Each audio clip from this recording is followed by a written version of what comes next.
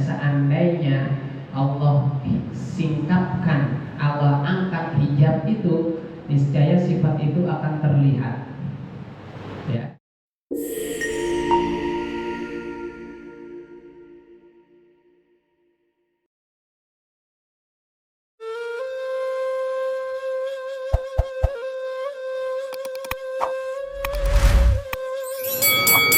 Bismillahirrahmanirrahim. Alhamdulillahirabbil alamin wa bihi nasta'inu ala umuri dunya waddin. Wassalatu wassalamu ala afdhalil khalqi ajma'in sayyidina wa maulana Muhammadin wa ala alihi wa sahbihi wa tabi'in wa man tabi'ahum bi ihsanin ila yaumiddin. Subhanaka la ilma lana illa ma 'allamtana innaka antal alimul hakim. Allahumma ja'alna minal ladzina yastami'una al-qawla fayattabi'una ahsanah. Amma ba'd, segenap jamaah Masjid Darul Khair, para pengurus masjid, para asatidz, para hujjat, bapak-bapak, saudara-saudara sekalian, rahimakumullah. Alhamdulillah, kita bersyukur kepada Allah Subhanahu wa taala yang masih terus memberikan kepada kita berbagai macam nikmat iman dan Islam, nikmat sehat wal afiat, taufik dan hidayah, bisa bersama-sama berkumpul di malam yang mulia ini dalam rangka kita menjalankan kewajiban kepada Allah Subhanahu wa taala, sholat isya berjamaah, berzikir, menyebut nama Allah, bersolawat kepada Rasulullah, dan sebentar lagi akan kita tambah ibadah kita dengan menuntut ilmu, membaca, mempelajari, dan berusaha untuk mengamalkan dan meyakini di dalam hati apa-apa yang tertulis di dalam kitab Ar-Riyadhul Badi'ah, yang tentunya kita yakin bahwa kumpulnya kita pada malam ini akan membawa manfaat dan kebaikan dalam hidup kita dunia dan akhirat, menjadi sebab turunnya rahmat dan ampunan dari Allah Subhanahu wa ta'ala. Amin ya rabbal alamin. Shalawat dan salam tak lupa kita haturkan kepada junjungan kita Nabi besar Muhammad sallallahu alaihi wa alihi wa sahbihi wasallam, beserta para keluarganya, para sahabatnya, dan orang-orang yang senantiasa berjuang di jalannya. Baik jemaah sekalian, kita lanjutkan pengajian kita sampai di halaman 4 ya, halaman 4 baris ke 6 ya, baris ke 6. Wa yajibu lahu ta'ala aidan sab'u sifatin ya, halaman 4 baris ke 6. Bismillahirrahmanirrahim. Qala al-mu'allifu rahimahullahu ta'ala wa adaban naf'a bihi wa bi barakati ulumihi wa bikum fid dharaini amin. Qala radhiyallahu ankum. Bismillahirrahmanirrahim. Wa yajibu lahu ta'ala aidan sab'u sifatin yuqalu laha sifatul ma'ani. Dan wajib bagi Allah Ta'ala juga ya, yajibu lahu ta'ala aidan sab'u sifatin, 7 sifat, yuqalu laha sifatul ma'ani. 7 sifat ini disebut dengan sifat ma'ani ya. Kemarin sebelumnya kita sudah membahas 6 sifat bagi Allah Ta'ala. 1 sifat yang pertama yaitu wujud, itu disebut dengan sifat nafsiyah ya, sifat yang harus ada pada Allah Ta'ala, nggak bisa dibayangkan Allah tuh nggak ada, hanya dibilang nafsiyah ya. Kemudian 5 berikutnya, nomor 2 sampai nomor 6, itu disebut dengan sifat salbiyah. Salbiyah itu sifat yang menafikan kekurangan bagi Allah Ta'ala ya, menolak, menghilangkan segala bentuk kekurangan pada zatnya Allah Subhanahu wa ta'ala. Itu disebut dengan sifat salbiyah ya. Ada 5 sifat salbiyahnya: qidam, baqa, mukhalafatul lil hawaditsi, qiyamuhu bi nafsihi, wahdaniyah. Nah, berikutnya ya, yang ke-7 ya, dan 7 sifat ya, 7, 8, 9, 10, 11, 12, 13 Ya, itu disebut dengan sifat ma'ani. Kenapa disebut sifat ma'ani? Li'anna kulla wahidatin ma'nan. Karena di setiap sifat itu, ya, setiap sifat yang 7 itu ada makna atau sifat yang ada di luarnya, yang berdiri dengan dirinya sendiri, yang seandainya Allah singkapkan, Allah angkat hijab itu, niscaya sifat itu akan terlihat. Ya, nih 7 sifat ma'ani. Nanti ada lagi 7 sifat berikutnya, namanya sifat maknawiyah. Ya, keadaan dari sifat ma'ani tersebut. Apa saja sifat yang 7 ini? Wahiyal qudratu. Ya, sifat yang wajib bagi Allah Ta'ala yang ketujuh ya adalah sifat qudrah, kuasa. Kekuasaan yang tidak terbatas, kekuasaan yang gak ada batasnya, kekuasaan yang tidak akan bisa dijangkau, ya, disamakan, jangankan disamakan, didekati oleh siapapun daripada makhluk. Kekuasaan yang mutlak, ya, yang gak ada batasannya. Manusia itu punya kuasa, tapi kuasanya manusia itu terbatas. Ada orang punya kekuasaan, mungkin kekuasaannya itu sampai wilayah kelurahan atau kelurahan yang kuasa dia. Lepas dari luar kelurahan, kekuasaan dia udah gak berlaku. Ada yang punya kekuasaan lebih besar lagi, tingkat kota, ya. Ada yang lebih besar lagi tingkat negara. Tapi tetap aja semua kekuasaan itu terbatas. Gak ada manusia yang mempunyai kekuasaan yang tidak terbatas. Hatta siapa? Katakanlah raja yang paling hebat, ya, raja dari para raja, ya, maharaja. Misalnya siapa? Fir'aun. Fir'aun itu bukannya raja, ya, Fir'aun itu maharaja. Maharaja itu maksudnya apa? Fir'aun itu bukan cuma menguasai rakyat biasa, tetapi juga menguasai raja-raja. Kerajaan kekuasaannya Fir'aun itu meliputi kerajaan-kerajaan kecil yang ada di sekitar Mesir.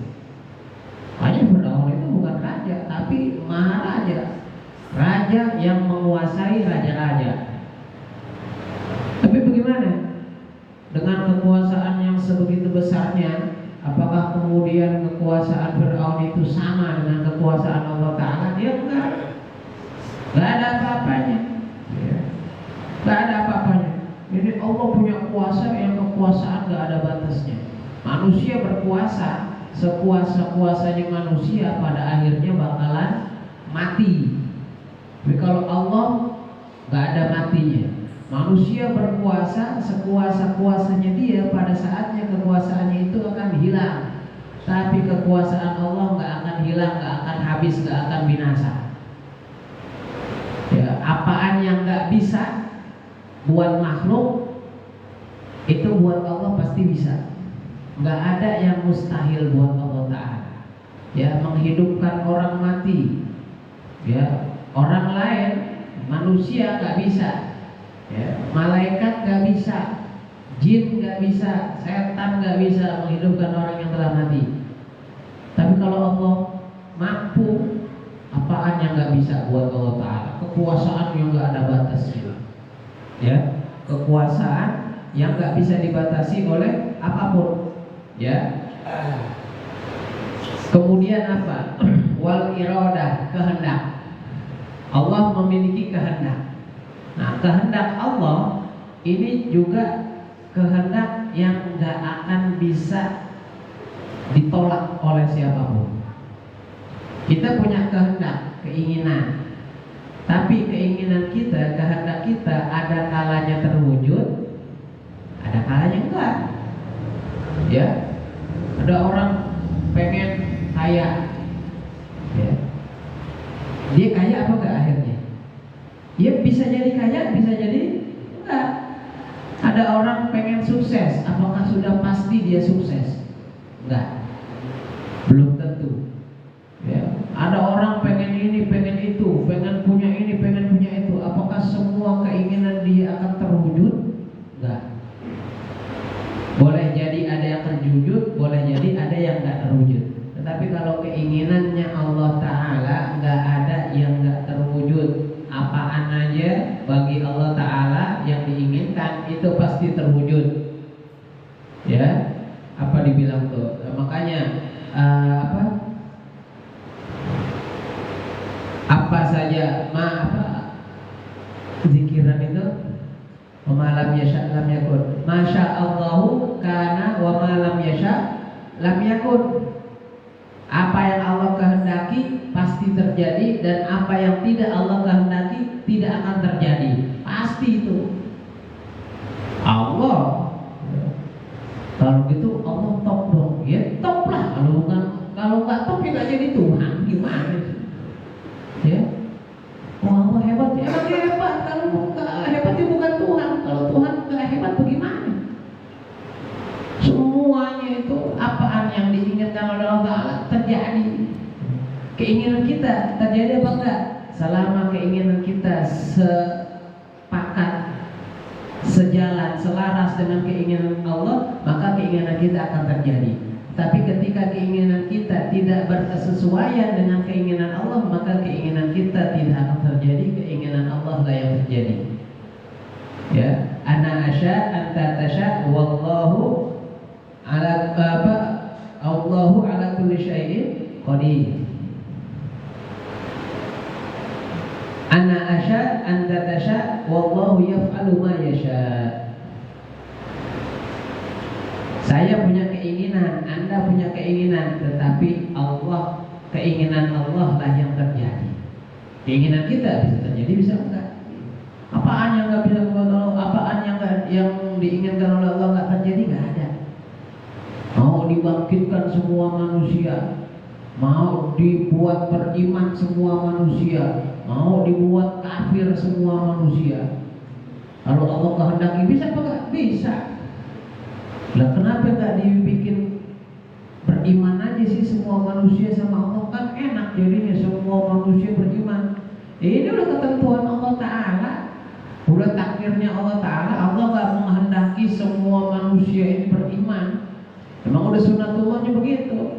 Itulah makanya Allah ciptakan surga, ciptain neraka. Kalau semua manusia beriman, ya, terus neraka buat siapa? Ya, kasihan tuh ya. Kontrakin siapa yang mau nempatin situ neraka. Nggak ada yang nggak terjadi buat Allah Ta'ala. Tapi buat kita punya keinginan, bisa terjadi, bisa enggak. Qudrah, iradah. Kemudian wal ilmul muhitu bi jami'il ma'lumat. Ya, Allah mempunyai ilmu, pengetahuan.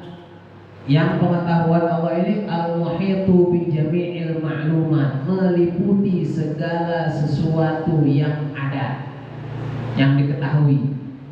Ya. Tadi membahas di dalam pengajian An-Najah itu tentang Allah ya'lamu ma tahmilu kullu unsa wa ma taghidul arhamu wa ma tazdad wa kullu syai'in indahu bimiqdar. Alimul ghaibi wasyahadah al-kabirul muta'al. Allah ya'lamu ma tahmilu kullu unsa.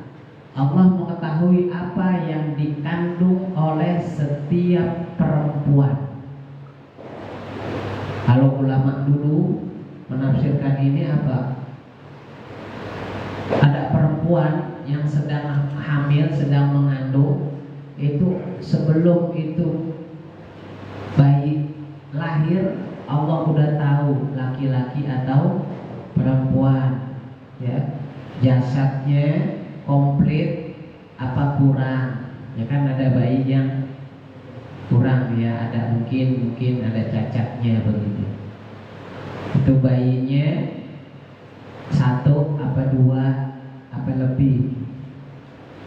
Tapi dengan kecanggihan teknologi sekarang, ya, itu bayi belum tapi orang tuanya, dokternya itu udah tahu tuh bayi jenis kelaminnya laki-laki atau perempuan, pakai apa namanya itu USG. Bahkan yang lebih canggih lagi ada yang 4 dimensi itu, bukan cuma jenis kelaminnya udah ketahuan, mukanya kayak apa udah ketahuan. Ya, jangan-jangan beda mukanya memang muka bapaknya, kalau beda anaknya siapa nih? Kecanggihan teknologi udah ketahuan jasadnya nih, apa namanya, anggota tubuhnya lengkap apa enggak. Tapi dengan kecanggihan teknologi itu, apakah kemudian ilmu manusia, pengetahuan manusia bisa menyaingi pengetahuan atau ilmunya Allah Ta'ala? Ya enggak. Allah mengetahui apa yang dikandung oleh perempuan, bukan cuma sekedar jenis kelaminnya itu jabang bayi, bukan sekedar komplit atau kurangnya jasad itu jabang bayi, bukan sekedar tahu bagaimana mukanya itu jabang bayi. Sehebat-hebatnya pengetahuan manusia, ya, tetap yang diketahui cuma zahirnya saja, apa yang terjadi saat itu saja, apa yang ada pada saat itu saja. Nggak bisa mengetahui apa yang akan terjadi pada kehidupan itu bayi selanjutnya. Ingat, kita pernah dengar tentang hadis penciptaan manusia, bahwasanya manusia diciptakan oleh Allah Ta'ala ini 40 hari di dalam perut ibunya berupa apa? Air mani, nutfatan, tsumma yakunu alaqatan mithla dzalik. 40 hari berikutnya berupa segumpal darah. Ya, habis itu apa? Tsumma yakunu mudghatan mithla dzalik. 40 hari berikutnya sekerak daging. 40 kali 3 berapa hari? 120 hari. Ya, dibagi 30 berapa? 4 bulan. Hanya idealnya kalau ada tasyakuran hamil tuh ketika usia kandungannya belum 4 bulan gitu. Kebanyakan apa umumnya bilang 7, ya nggak apa-apa juga, nggak apa-apa. Cuman udah kandung ditulis. Setelah usia jabang bayi itu 120 hari, kemudian apa? Tumayun fakofi sur, tumayun fakofi roh, ditiupkan roh ke dalam itu jabang bayi. Kemudian apa? Allah perintahkan malaikat untuk menulis 4 hal pada bayi tersebut. Ikat birizkihi wa ajalihi wa amalihi wa syaqiyyin aw sa'idin. Tulis tuh, ditentuin berapa banyak rezekinya, berapa banyak umurnya, apaan amalnya. Nanti di akhirat dia termasuk orang celaka atau orang bahagia. Udah ditentuin semua kita nih Pak. Umur kita berapa lama di dunia, ini udah ditentuin sama Allah Ta'ala. Nggak kurang, nggak lebih. Rezeki kita udah ditulis, udah ditentuin sama Allah Ta'ala, berapa banyak yang kita dapetin. Amal kita apaan aja kita kerjain udah ditentuin. Hatta nanti kita jadi penghuni surga atau penghuni neraka udah ditentuin. Oh kalau gitu kita pasrah aja dong. Kalau udah ditulis nggak usah usaha lagi. Nggak begitu. Masalahnya kan kita belum tahu. Ada di sini yang tahu berapa lama hidupnya di dunia. Nah berarti usaha. Gimana caranya biar sehat? Kalau sakit berobat, kalau jalan minggir. Kan begitu ya. Ada nggak kita kalau jalan tengah jalan gitu, gue pasrah aja kalau mau udah ajal gue mati. Iya Pak, kalau udah ajal mati, kalau belum ajal pincang kaki lo. Kan begitu. Rezeki kita udah ditulis. Ada yang tahu berapa banyak rezeki kita udah ditulis sama Allah Ta'ala? Nggak tahu, usaha. Cari, udah usaha, oh ternyata dapatnya, udah deh, ini emang rezeki gue segini nih aja. Begitu. Apa sekarang tak gitu, rezeki udah di tangan, udah ditulis sama Allah Ta'ala, pasrah aja, diem aja, yang ringkuk aja di kamar, di kasur. Terus rezeki datang gitu, emas jatuh dari langit blotak gitu, aku juga mau kalau begitu. Nggak begitu. Nah, kembali lagi ke masalah tadi. Kalau ilmu pengetahuan manusia bisa mengetahui jabang bayi yang dikandung, ya, jenis kelaminnya, raut mukanya, kelengkapan anggota tubuhnya, bisa nggak ilmu pengetahuan mengetahui berapa lama tuh umur bayi hidup di dunia? Bisa nggak itu ilmu pengetahuan manusia tahu nanti di dunia apaan aja yang dikerjain nama itu bayi? Bisa nggak ilmu pengetahuan tahu kira-kira nanti ini manusia, ini jabang bayi jadi orang yang sukses atau orang yang gagal? Bisa nggak ilmu pengetahuan tahu nanti itu jabang bayi di akhirat jadi penghuni surga atau neraka? Gak ada yang tahu. Gak ada yang tahu. Tapi Allah tahu itu semua. Ya, alimul ghaibi wasyahadah. Ya, Allah tahu yang nyata dan yang tersembunyi. Al-Kabirul Muta'al, yang maha besar, yang maha tinggi. Ya. Apaan yang nggak tahu? Bagi Allah Ta'ala nggak ada. Ya. Kita ngomong biasa, Allah tahu. Kita ngomong kencang, Allah tahu. Kita ngomong pelan, hatta kita ngomong dalam hati, Allah tahu. Ya. Kita berdoa pakai suara, Allah tahu nggak? Tahu. Kita teriak-teriakan berdoa, Allah tahu nggak? Tahu. Kita bisik-bisik berdoa, Allah tahu nggak? Tahu. Kita berdoa dalam hati, tahu nggak? Malah dalam beberapa keadaan itu berdoa di dalam hati lebih dahsyat. Gak pakai ngomong, gak pakai keluar ucapan. Ada orang-orang yang hebat, dia berdoanya kan, jangan diikuti, begini, jadi imam, pesta zikiran doa, yang aminin bingung, ya, itu begini aja. Orang-orang yang dizolimi, gak perlu ngomong, gak perlu ucap permintaan kepada Allah Ta'ala, angkat tangan lihat ke arah langit, ngadu kepada Allah Ta'ala di dalam hati, ya. Jadi gak ada yang tersembunyi bagi Allah Ta'ala. Yang ditampakkan Allah tahu, yang disembunyikan Allah tahu. Yang ada di permukaan Allah tahu, yang ada di dalam pun Allah tahu. Yang diucapkan oleh manusia Allah tahu, yang disembunyikan di dalam hati manusia pun Allah tahu. Nah, dari sini kita ambil pelajaran apa? Apapun yang kita lakukan, dari amal baik, terang-terangan, sembunyi-sembunyi, keadaan ramai, keadaan sepi, dilihat orang, gak dilihat orang, di luar apa di dalam, itu yakin Allah tahu. Gak ada yang tersembunyi bagi Allah Ta'ala.